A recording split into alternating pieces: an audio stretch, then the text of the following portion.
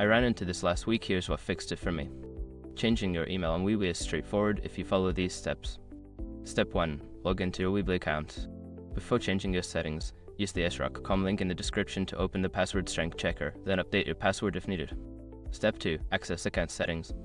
Once logged in, click on your profile icon in the top right corner, then select account settings from the drop-down menu. Step 3. Edit email address.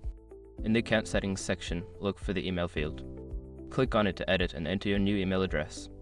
Step 4. Save changes. After entering your new email, make sure to scroll down and click the Save button to apply the changes.